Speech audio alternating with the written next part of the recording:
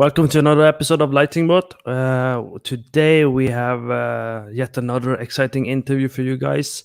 We will be talking a little bit about mobile and console type of lighting, like optimization, limitations, and these kind of things. And we will also be talking about Unreal 5 and a couple of other topics. Now, remember, we have a website at lightingbot.com and we have a Discord channel, so feel free to join that as well if you want to. And remember to like and subscribe and share. It helps us increase the viewer count as we are going live. So let us please welcome Thomas. Hello, everyone.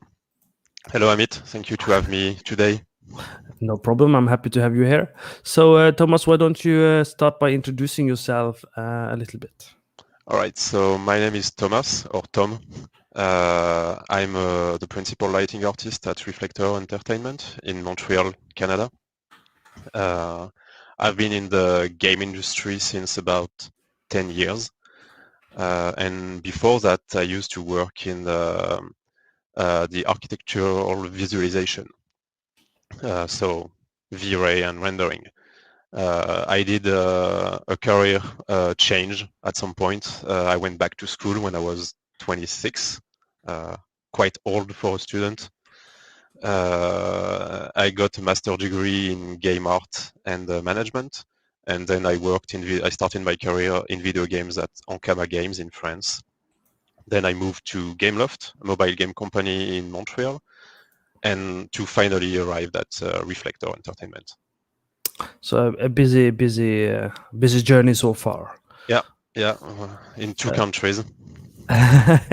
So let's talk a little bit more about your journey then, a bit more in detail. You have studied a little bit. You are from which country did you study in? In France.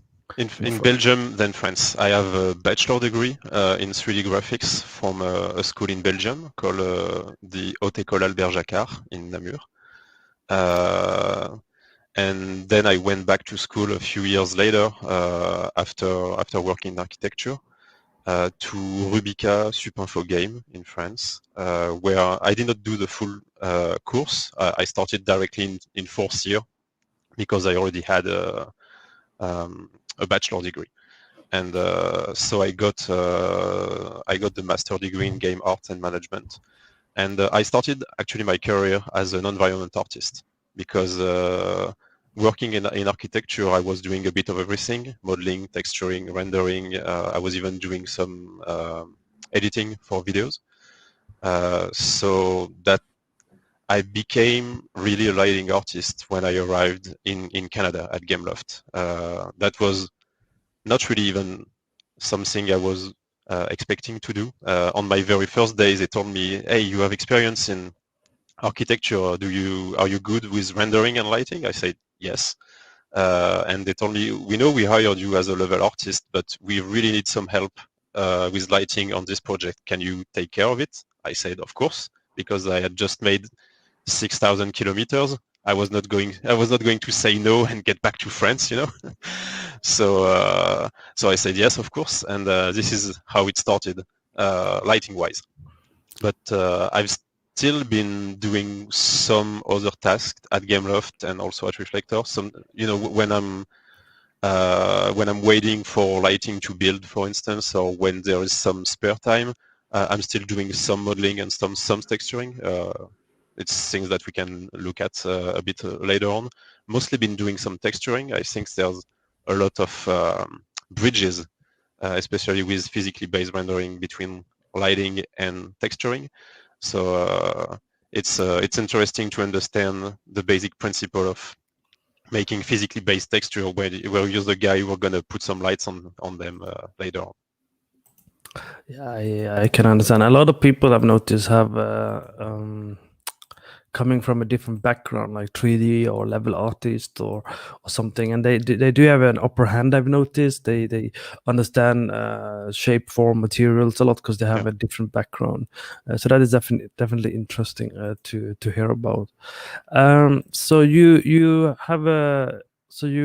work for other companies also previously, but you realized lighting artist might be your area of interest, I guess.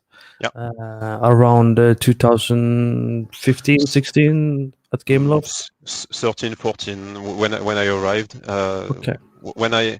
When I started to work on lighting with Gameloft, I felt really at ease because I had experience with V-Ray previously and just with lighting in general. And I realized that I felt like it was something that everyone knew about, but that wasn't the case. It was a specialty that was not very common and something that a lot of people didn't like, to be honest, because lighting in game, it's a lot about cheating because you're not gonna have like a real-time path tracer anytime soon, doing all the computation for you in real time. You're gonna have to cheat. You're gonna have to pre-bake your lighting, or you're gonna have to use pre-computed shenanigans. And for instance, on mobile game, we're doing a lot of light mapping. But doing light mapping means you have to wait until you see the final lighting. It means you have to work on Lightmap UVs, something that people don't like to do, and I totally understand why. It's not fun to do that. It's a lot of work before you get to really see the lighting in the game. But that's something that never really bothered me because I just enjoyed placing lights and working on the mood and being a bit like a set decorator in a movie, placing light around and playing with colors and everything. So all the prep work you have to do to make it work, it's never something that bothered me. Like doing Lightmap UVs, I've been doing Lightmap UVs for 10 years, and that doesn't bother me. I find it to be easy. Not So everyone finds it to be easy, unfortunately, but it's good that you're comfortable with it. I know when I get it, I'm like, oh, Lightmap UV, so no. yeah, it's there Really are a couple slow. of there are a couple of rules with Lightmap UVs that I apply to every mesh I do, and because I know how to do it, even when I'm working on a mesh for myself, when I'm doing the UVs, not the Lightmap UVs, but the real texture UVs, I'm gonna work them just like if I were working Lightmap UVs. I'm gonna, cut the 90-degree angles. I'm gonna straighten everything that can be straightened. I'm going to think about the Lightmap UVs really early in the process. So when I come to the Lightmap UV part, it's going to be easy. It's just going to be about repacking, basically. And repacking can be done really fast. But surprisingly, not a lot of people know how to do Lightmap UV. I've noticed when I talk to a lot of people and I show them stuff, and when they give me meshes, even from Asset Store as well, you can notice that not a lot of Yeah. people know how to do it. And it's interesting because their background is 3D artist. So as a 3D artist, I would expect you to, I guess, in theory, know Yeah. more about it than me. It's something I tell them all the time when they tell me, oh, but making Lightmap UVs, I don't really understand. Making UVs is one of the most basic skills every 3D artist have. But I guess it comes down to the fact that they don't actually bake themselves, so they don't really see the end result. When you start seeing the end result, everything starts to make sense. It's projection based, so you don't really need to have complex shapes. You can straighten everything.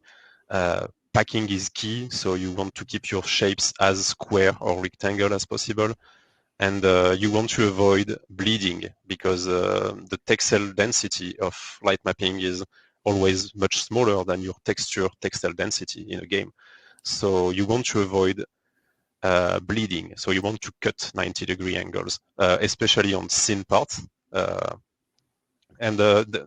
mean, on the Epic documentation, they have a very comprehensive explanation of what are good Lightmap UVs. And I've been writing documentation at Gameloft and even at Reflector about what are good Lightmap UVs, but it's still something that artists have some difficulties to understand, I think, just because they're not the person who bake it personally. So to really get the full course, I think they should have some, a crash course with backlighting, and then everything would start to make sense. I'm sure of it.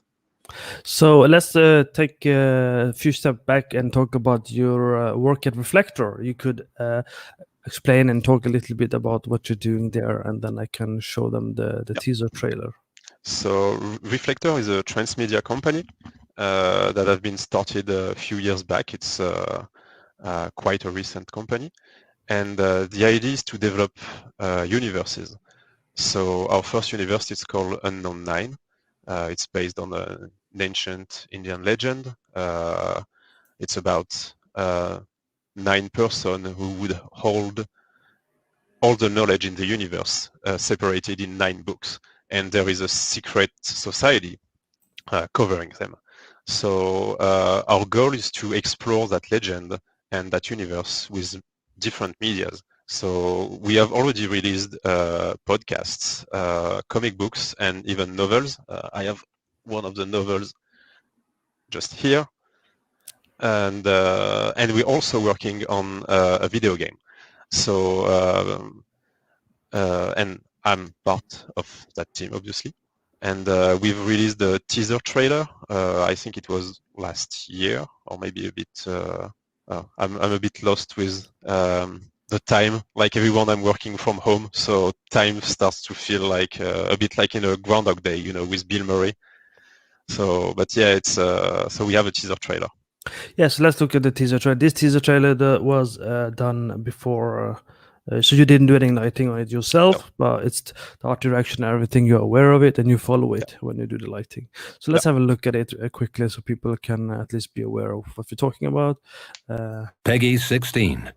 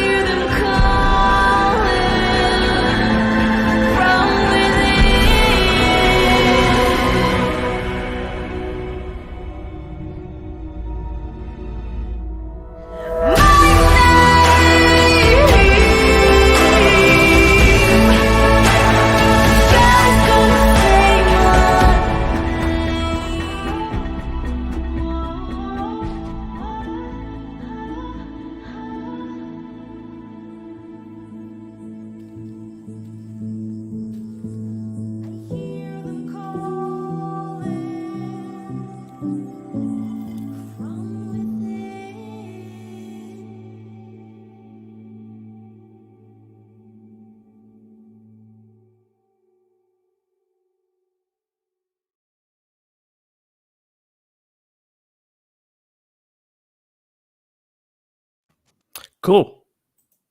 Yeah, it looks great, doesn't it? Yeah, it does. We're very happy with this, and it's also very exciting to work on something unique, something brand new, something fresh. So. It is pretty fresh, isn't it? And I'm partially Indian, technically speaking, so it's always interesting to see people do a bit different country-wise, culture-wise, locations, so definitely is interesting. But obviously there's a limitation on what you can talk about on this one. There is. So what would you say is the key difference between mobile and console lighting, and even PC for that matter? What would you say are the things we need to be aware of when we do this type of lighting? Well, the first thing that people tend to think about is power, raw power.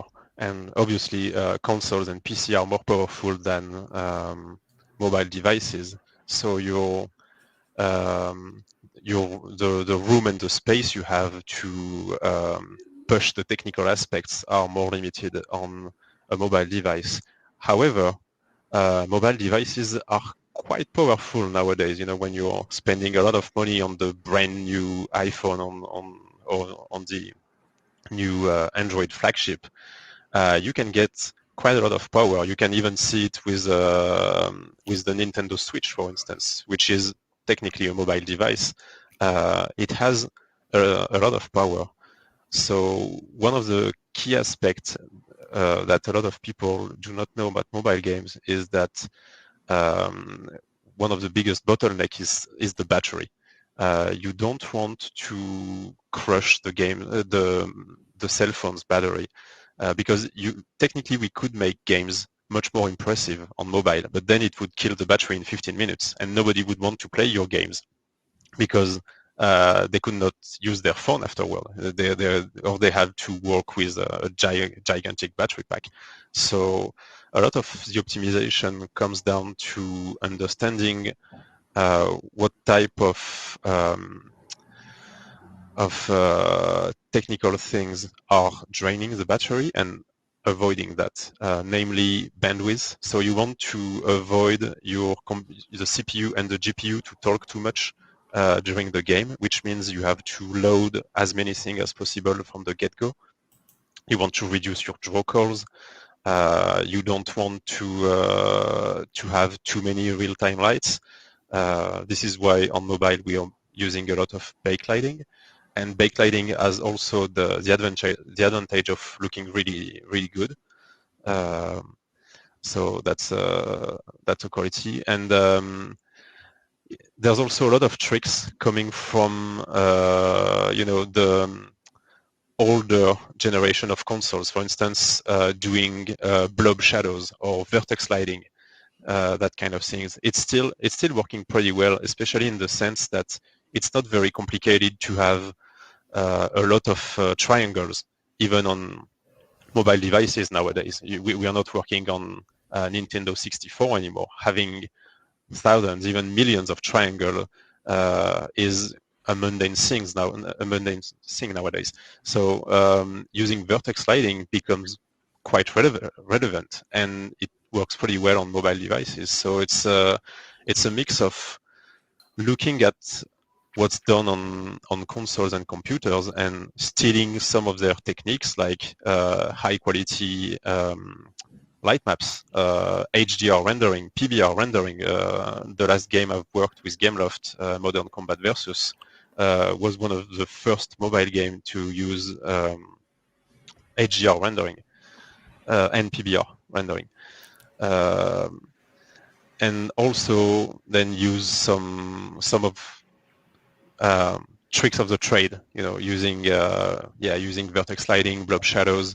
It's a big mixed bag of new technology and old technologies. Whereas when you're on PC or console, you can embrace new technologies as a whole, like for instance what Epic is doing with Unreal Engine 5, which is very interesting and has been built on with the purpose of next-gen consoles in mind. So do you use any of the techniques you would use on mobile on PC, just because it gives you more optimization advantage, or it works better, or it's quicker to do it? Is there any time you use an older technique or a mobile rendering lighting technique? Yeah. Not that you have to, but you choose to use it. Yeah, definitely that happens. One of the things, the rendering programmer we have at Reflector, when I joined the company, I told him I came from mobile games and I wasn't very experienced with next-gen hardware. And he told me, this is great. I like working with people coming from mobile industry because they know how to optimize. They don't have the choice. They don't have the luxury of having such a powerful machine. So he told me, no, this is great. Keep doing what you did when you are working on mobile. This is going to help me a lot. So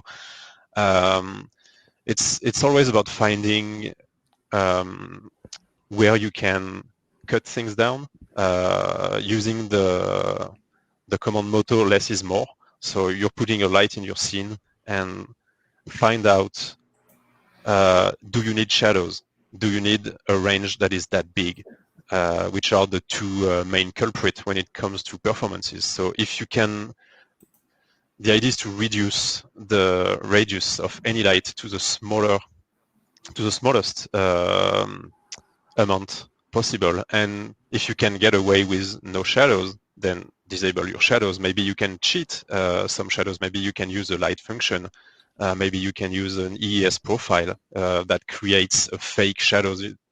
Typically, this is often seen in video games with flashlights. You're pointing your flashlight toward the wall, and you see some little circles, like if the flashlight was a bit dirty, and you see the fake mirror reflection in it. This is what we call an EES profile. So this can, yeah. So before you continue, so what's the disadvantage or advantages of an IES profile and IES, light function? What would you say are the pros and cons to be aware of when using those?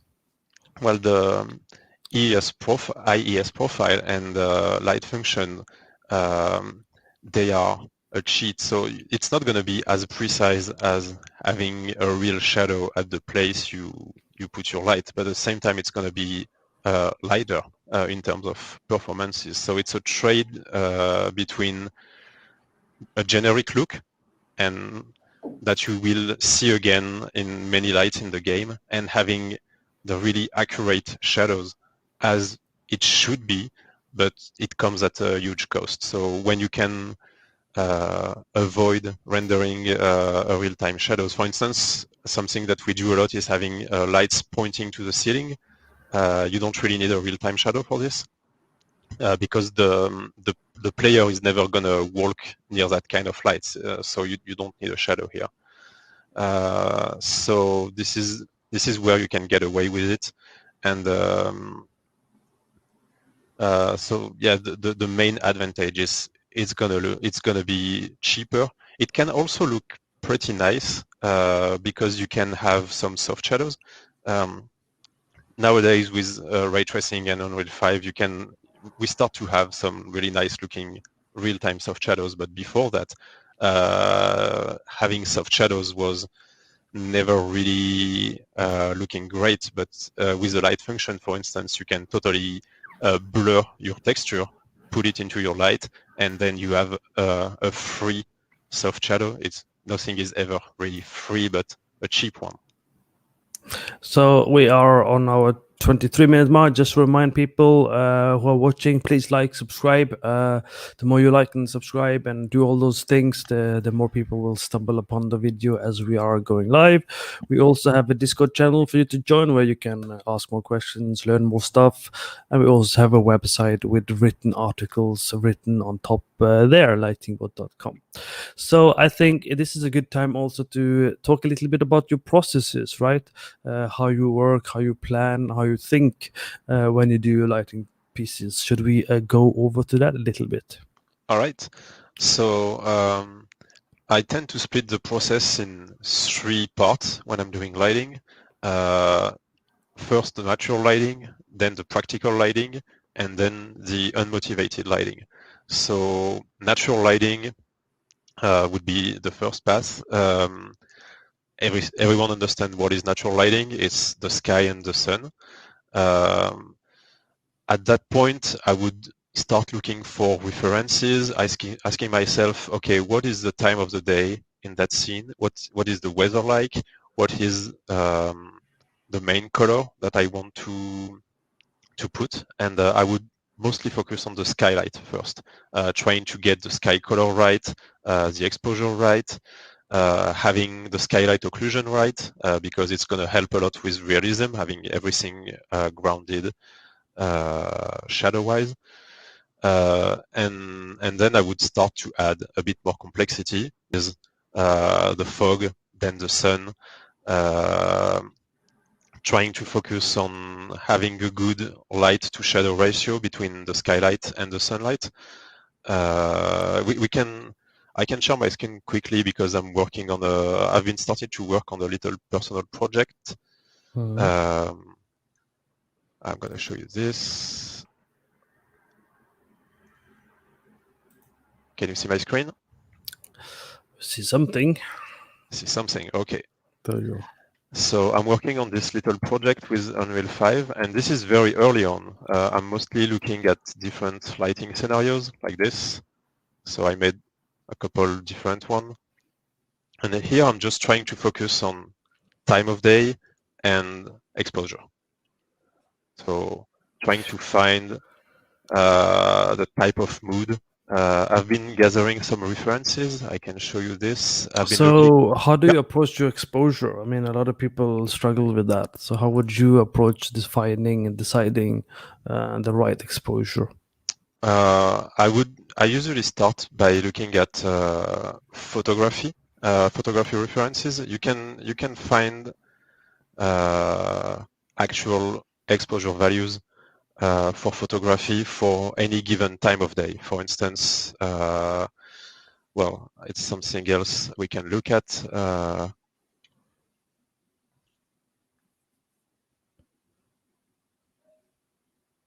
So this is all the math, but this is photographic values for any given exposure value. So for instance, an exposure value of 10 would be moment after sunset on a clear day.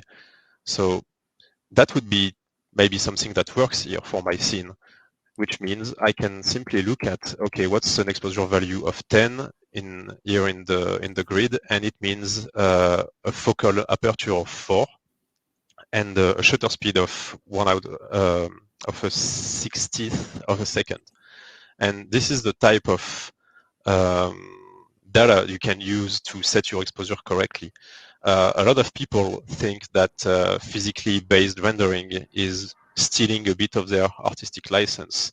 I don't think it's the case. I think working with realistic values give you a starting point. Something that you don't have to think about. You want to have this nice sunset. Okay, what's the actual exposure value of a sunset? And then you replicate that in Unreal and you make it look correct. It means that your exposure will be correct. So that would be my approach. Okay. And regarding the mood and the colors, what I tend to do is to find references. For instance, here it's a screenshot from the assassination of Jesse James with Robert Deakins at the photography. In the last interview last week, Maria talked about Deakins as a cinematographer. That's a very good reference. Everyone loves Deakins, is one of the masters. So what I tend to do is to blur the image and pick the main color and look at the color scheme. Here, for instance, we can see that it's a monochromatic scheme, that saturation is mostly kept in the shadows, and as brighter you go, colors get desaturated. This is valuable information that I will be able to reuse in the project. Here is another one. This one has a slight complementary scheme with some blue here, but it's a very muted tone compared to the heavily saturated tones in the shadows. That's also very good information for me. I can extract that and use it into my my project afterward. Okay. So you have different lighting scenarios. So basically what you do, you try and look for the some realistic information to decide the information you want to implement into the Unreal Engine in this case. So you work with the sky first, I believe you said, not the sun. Yeah, I tend to disable the sun at the beginning, and I try to think about any scene as being overcast. So I want to have a simple color and a simple exposure coming from the sky, because I think it's one of the hardest things to get. It's very easy to place a directional light in a scene and turn it around and try to find the nice angle, but trying to find the correct mood with the sky and the weather and the exposure is a bit trickier. And this is a moment where I will do a lot of back and forth between the sky's brightness, my post-process volume, and the fog, which are the three elements that are working a lot together, because when you're changing your fog, then it changes your skylight. If you're changing your exposure, it means that you're also changing the way all the elements in your scene, your sky and the skylight, but also the sky dome itself using an HDR are related to your exposure. So there's a lot of back and forth between those three things, and I try to get them right before I start moving, because if I reactivate the sun is quite easy to move around and to figure out. So I tend to think that the best way to start is to think about the skylight. Okay, so you said you use real information to decide Yeah, I'm gonna stop sharing. the skylight and everything. So so you look around, you look for the exposure, and then you decide this information. But would you do the same? Do you use the same process, or did you used to use the same process for mobile and console games too at the time, or is this something you started using a bit later? No, on mobile it was more arbitrary, because we simply did not have all the range of real life exposure. We were using a smaller range. We were using a bigger range than pure 8-bit LDR outputs, but we are not using the full range either. We were using something in between. So it means that you don't use actual values, but you can still use them if you understand, okay, where we let's say you have a bias of, instead of having 32 exposure, you only have 10. It means that you're going to have to overlit your scenes and to underexpose them. So there's still a realistic relation between those two things. I remember seeing a talk about Mirror's Edge, the new one, I think, where they said that they had an issue with emissive materials. They had a lot of neons and everything in the scene, and they said, but when these things are lit with real life data from the sun, they look fade away, which makes sense. The sun is much more powerful, and they say they did not like it. So what they did is that they divided the sun intensity by 10, so they underlit their scene, and they overexposed everything else to compensate. And then it looks like a properly exposed daylight scene, just that the neons would look good. And I think if you understand photography, that type of little trick will make sense. So you're still cheating, but you're using real life data to cheat. Okay, so would you say for people who are working with light and lighting artists, it's a good idea to practice photography, basically? Yes. But how much would you say? Do you need to buy lots of lenses, lots of cameras, or would you be able to learn a lot just with one basic lens, basic camera? No, I think you can learn a lot with the basic camera, or even with a smartphone. Nowadays, on a smartphone, you can shoot fully manual. This is the key thing. You don't need professional grade hardware. You can buy used cameras. It's not very expensive. But the main thing is to use manual controls. So manual focus, manual exposure, even manual white balance. This is important, because we don't realize when we are using a smartphone or even a good camera in automatic mode, we don't realize how much those cameras, they are making artistic choices without us having an agenda on it. They are picking a shutter speed, they're picking an aperture, they're picking ISO sensitivity. It's picking also a white balance. So what I'm telling to people when they tell me that they like to understand a bit more photography and lighting, I'm telling them you should start using your camera in fully manual mode. It's not going to look good at the beginning, it doesn't matter. But you want to prevent your camera to make any artistic choice. You want to be the one who makes all those choices, and to do so, you need a camera with a fully manual mode. And that can be found even on smartphone, but even nowadays, very low-end DSLR camera, they offer a fully manual mode. So it should not be too expensive to get your hands into it. So you are a principal lighting artist, isn't that correct? Yes. So for those people who don't know, generally speaking, lighting artist, but also principal lighting artist, what does it mean to be if you were to explain the role to someone who has no idea whatsoever, how would you explain your role? So it means that I do have some responsibilities in terms of pipeline development, and with the technical aspect of things, I have a broader sense of responsibilities. In addition of doing actual lighting, I also have to make sure that lighting connects correctly with cinematics, VFX, and obviously with the technical side, performances and everything. So, and to develop and maintain the pipeline we're using, writing documentations, for instance, keep being posted on new technologies. So it's not a lead role because I don't do management, but it's kind of like an expert role with being hands-on, not only lighting but also aspects of the production. Okay, cool. And if you were to break down your average day at work, how would it sound like to people?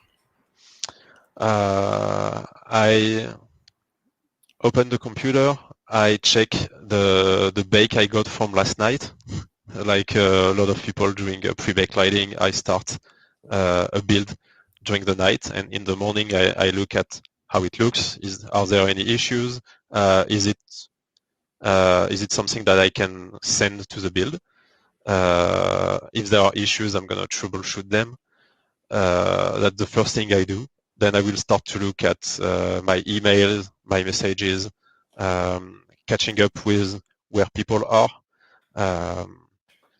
If needed, I'm gonna ask for feedbacks. I think it's very important, not only from my art director or my lead, but also from people who are hands-on in the map, level artists, level designers. I think it's very important to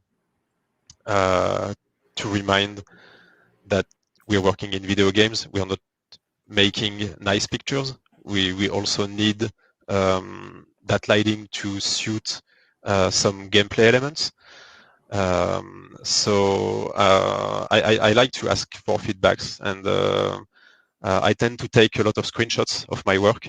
I place cameras in the scene so I can easily compare with screenshots from yesterday or for a week ago or for a month ago and look at how things have been evolving. And I will share those screenshots with whoever is concerned. And then I'm going to move forward. Now that I have a proper build, I have talked with people. Now basically at that point, I know what else I need to do that day. Do I need to fix a couple of things? Do I need to make that area a bit more pretty or a bit more dark or a bit more blue? So it's going to drive me to the end of the day where I'm going to stop what I'm doing and prepare the files to be built. Then press the build button, go to sleep, and it's Groundhog Day again. So how come it takes you a whole night to render? Is it the computer, or is it just the size of the game, or is it because it's cinematic based? What's the reason for that? It's not taking the full night, but it certainly is taking a couple of hours, and we have a couple of very powerful computers back in the office. So I'm sending the files on a computer in the office, and then I'm starting the build remotely from a computer in the office. And yes, the maps are pretty big, so it takes a while to compute everything. So that's interesting. So what happens? Because I am assuming you work at least 8 hours a day. Like that's the normal working hour, for most people anyway. And then you work 8 hours, and in the 8 hours, do you do? I guess you do lower render tests then to see things, or that happens. Yes. Oh, yeah, okay. So do you work on one scene normally a lot the whole day, and then you do the bake to see the full, complete high-res render? But during the day, you lower the quality to kind of see what it is. Yeah, exactly. So during the day, what I would do is that I would focus on an area of a level, and I would just hide everything else, and I would tune down the rendering quality values to something that is going to be fast, but still going to look okay. You know, you don't want to make it ugly because you're going to have some false positives. For instance, if you are baking in very low quality, you're going to start seeing some weird artifacts like black splotches and emissive in particular. It doesn't really like low quality rendering. So you want to find a good trade-off between quality and speed. And once you find that trade-off, you're going to use it a lot on small portions of a level. And when you're doing a production build, then you set everything to a good quality, and you make everything, you make all the level visible. You press the build button, and then you go to sleep or you go to do something else. But yeah, I think it's one of the important skills to have when you're doing backlighting, to be able to find a good trade-off between time and quality, so you can quickly test. The more you test, the more iteration you do, the more problems you're going to be able to solve, and the more feedback you're going to be able to get, and so on and so forth. So it's important to be able to do that a lot during the day. So what's the shortest build time you normally have to do? Oh, it's going to be a couple of minutes. Okay. A couple of minutes for a zone of a map, and a decent quality, it's going to be a couple of minutes. And for a big build, well, for a big build, sky is the limit. You can always you can always set quality to a higher level. You can always start tweaking. In Unreal, for instance, there's a slider with the static level scale that you can reduce to get more precise raycast, and you can also increase simply the indirect lighting quality, and there's no limit for that. It's the default value is 1. If you want, you can set it to 100, and then it's going to take a month to build or something like that. But it's possible. It's an interesting question, because another interesting skill to have is to know how much is too much, and because most of the time it's not worth it to go to crazy quality levels. There are other things that will make your builds not looking that great. Typically, lightmap resolution. If your lightmap resolution are super small, it doesn't matter if you are using a crazy high quality setup for your render. You're still going to bake it into something super small, so it's not going to look great anyway. So yeah, it's important to find a good trade-off for time and quality, but also for quality versus time when you're doing it for the production build. It definitely is a skill set, and it probably takes experience to do it, good enough and fast enough, right? Yeah, but I think people in movies, for instance, and because I worked with V-Ray before working in video games, and I had to do a lot of renders over the day, it's something that comes quite naturally over time. And I think, yeah, people from movies, they all understand that you're doing a test render. You're going to do it on a smaller resolution with a low level quality. You just want it to be good enough, and then finding what's actually good enough for your project and your engine. Sure, it takes time. It's very empiric. It takes a lot of trial and mistakes. So, since you worked on VR a little bit as well, what's the difference between the limitation optimization you have to pay attention to in VR compared to mobile or console, for example? I did not work in VR. Oh, you didn't work on VR? No. So if you could choose a favorite thing with your role, what would that be? I really like being able to give a life and a story to things, because when you look at an unlit level, it doesn't look like much. So it's I really like shaping the mood and also shaping the player experience. One little story: when I was still a junior and working in level art, I made an area of a map a bit too pretty, And my producer told me, you made that area too pretty. I'm like, what do you mean too pretty? It's great if it's pretty, isn't it? He said, no, you don't understand. This is not a playable area, but it's too pretty. And because it's pretty, I want to go there. And he told me, and that stuck with me for all my career. I don't think he's watching, but if you're watching, thank you, Cyril. He told me, you are not just a game artist, you are a visual game designer. And he told me you have a responsibility with how the player will react to what they see. Lighting-wise, I'm going to take a very simple example, but if I have a door and I put a green light on top of that door, every player will assume that this door can be opened, right? But if it's not the case and I tell, no, I just set a green light here because I think it's pretty. I like it. I like that shade of green. And that shade of green is exactly what I need to have a nice green bounce on that wall. They're going to tell me, sure, it's great, but you have a green light on top of a door, and everyone is going to assume that that door can be open. And if it's not the case, then you are misleading the player. And if you're misleading the player, you create frustration, and you don't want to have frustrated players. So that's another aspect of what I like a lot in my job. Yeah, it's a different skill set and understanding between cinematic lighting, dialogue lighting, game lighting, and so on. It's another layer to think about when you are a gameplay or game light level lighting artist. It's all this making sure that you light the right corridor, the right door, the right direction, and you have to sacrifice sometimes a little bit of making not everything look too attractive because you want a specific area to look attractive, so the player goes there. It's definitely true. You want to guide the eyes of your player the same way a cinematographer or a painter wants to guide the eyes of the viewer.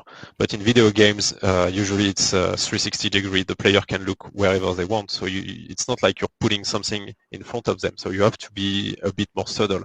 That comes to lighting, but that also comes with level art, for instance. Often level artists, they're going to put some bright colors near the interactive elements, for instance, and maybe you're also going to add a little light not too far from it, just so they can notice it. But you don't want to make it too obvious either. So, you know, it's there's a fine line between taking them by the hand and just guiding them a little bit. And that line is usually defined by the creative direction of the project. How easy do you want it to be for your players? So I think you have to be also a gamer yourself, not a hardcore gamer. It's not, you don't need to play 10 hours a day to become a good lighting artist or even a good artist or a good game developer. But it takes some understanding of how players do react when facing a problem in a game. And to get that level of understanding, the best way to have it is to experience it yourself. So being a gamer do help. I was playing. I'm a big stealth genre gamer, so I bought Hitman 3 yesterday. Fantastic game. And there was later on in the game, without ruining the story, you start near a petrol station, a gas station, and you're supposed to find Diana or something. And I was kind of running around the building to kind of figure out where to go, because there's different light and reflection and screen space reflection. So if you turn around, you don't see the light reflection anymore. If you turn back, you see it's all pretty again. And then it took me a bit time though, but eventually I understood where to go, because there was a car across the street where the back of the car, the red lights were on, the dash light was on, and they had fog kind of pointing towards a broken fence, basically. So that's what I eventually figured, okay, so that's where I have to go. So follow the headlights. Yeah, so it is definitely true. It's a skill set which I also noticed a lot of people might not have the skills when they do personal projects, because but a lot of times when people do personal projects on our stage for our stations or anything, is very cinematic. It's like they do the maximum possible. It's not really optimized, and they might be following compositional and composition and leading lines and everything, but they don't necessarily, if you ask the same person to do level design lighting, they don't necessarily have that training then to kind of lead the player and then ignore something, and then how to use practical light versus functional light and detail lighting, such as like just a little bit to fill in something but not being too dominant, because you don't want the player to go that direction, right? So I think a lot of people might be missing that if they're doing too much cinematic lighting. Probably, yes. And Hitman is a very interesting example for video games because it's one of the games where dynamic lighting everywhere makes a lot of sense because you can switch off every light in Hitman. If you want to distract a guard or if you want to create a path in the shadows for you to go unnoticed, you can shoot on light bulbs or just find the switch. So they have to support fully dynamic lighting. And I think it's a beautiful example of how to pick a rendering system. They're using fully dynamic lighting because it makes sense with their creative direction, and not because they fancy it or not fancy it.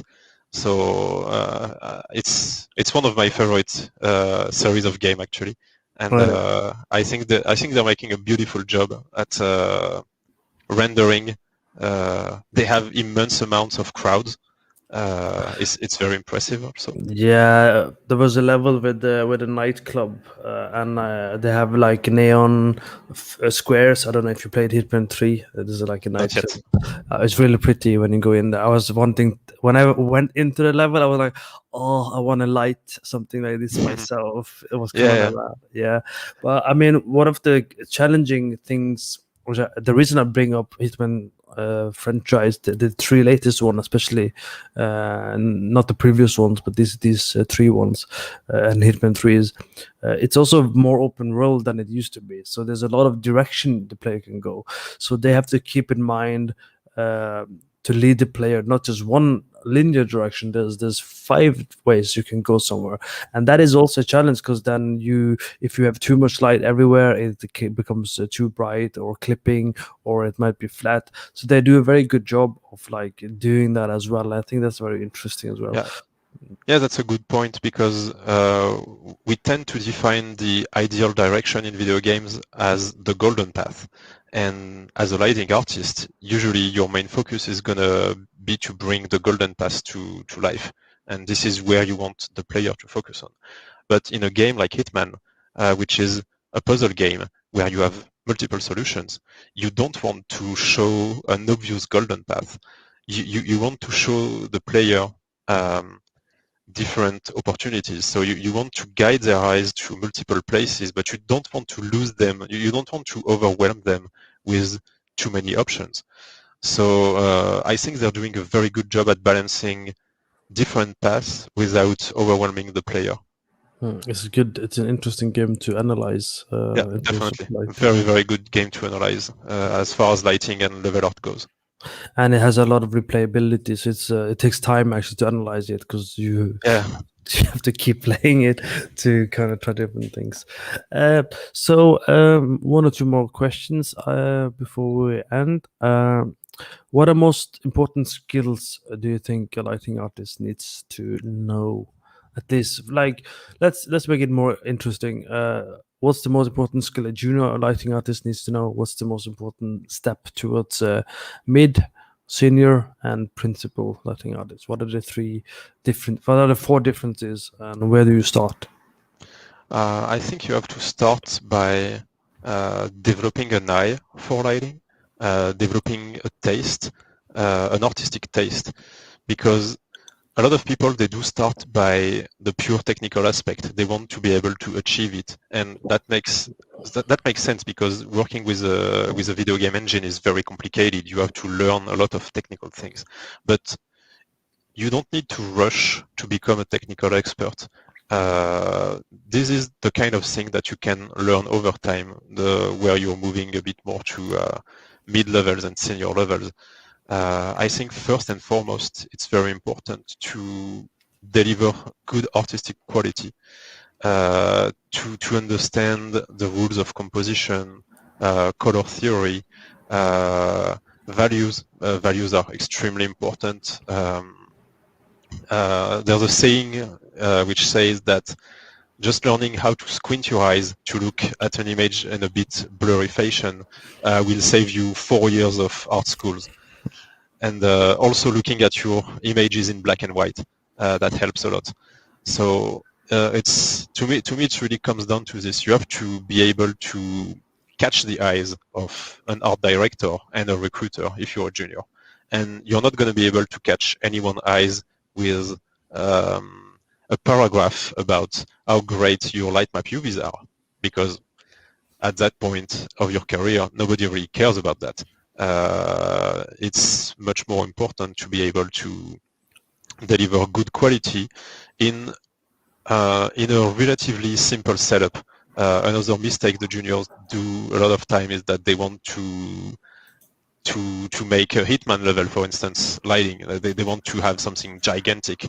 No, start small and simple. Just make a beautiful diorama, a beautiful just one room. Show that you're able to make a good transition between an interior and an exterior. Simple things. And it has to look good. And if you are moving a bit more to mid-level, to senior levels, then this is where the technical aspects become important. You need to be able to deliver good quality, but also to deliver something solid, technically speaking. Nobody wants to tell someone with 10 years of experience, you have to redo your UVs, you have to take care about shadows, you're putting too much of that. You need to understand a bit more how things go under the hood, and at the same time you need to be able to embrace topics more and more complex, like weather changes, time of day, or just gigantic maps. Cinematic lighting in video games. There's a lot of you're playing and boom, there's a cinematic that pops. You need to be able to deal with the transition between gameplay to cinematic to gameplay again. So it's adding more skills to your skill set. That's true.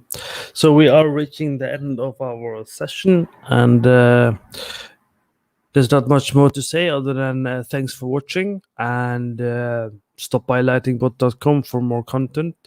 Watch our YouTube channel for more interviews. There's all kinds of interviews from different people, less technical, more artistic ones, more philosophical ones. We try and cover everything. Let us say thank you to Thomas for attending the interview. We were originally gonna stop by Discord, but I have an emergency I have to go to, so that's gonna have to skip that, unfortunately. But he is on Discord, and so am I. So if you guys want to leave some questions, you can do that as well. There is a specific Discord channel called what did I call it? Live stream QA is at the bottom of the Discord. You can ask questions there, and the person will normally answer when they feel like it. So you can do that as well. Next week's interview was cancelled, so I'm looking for a replacement or a different topic to cover. We'll see what that would be. It will either be another lighting artist interview, or it will be about recruitment, funny enough, how to catch the eye of recruiters. So that is one of the two options. I'm just waiting for a yes when they come back to work tomorrow, and it should be fine. So thank you again, Thomas, for doing the interview. It was very interesting, and I hope thank you very much for more. Definitely think there's more to talk about another time as well. Good luck with the project. Thank you very much. I don't know if it's 4 more years or 3 more years or 2 more years, but yeah. There is no official release date as far as I know, right? This is we're gonna keep people posted. We're moving forward, and in the meantime, if you want to enjoy the books and the comics and the podcasts, there's already a lot of medias available. And and thank you very much for having me today. No problem. Do you want to type in, share the screen of the website so people can see all the what you're talking about when they come to the podcast? I can share my screen again. That screen, okay, and where did I leave it? Exposure value, no, okay, it's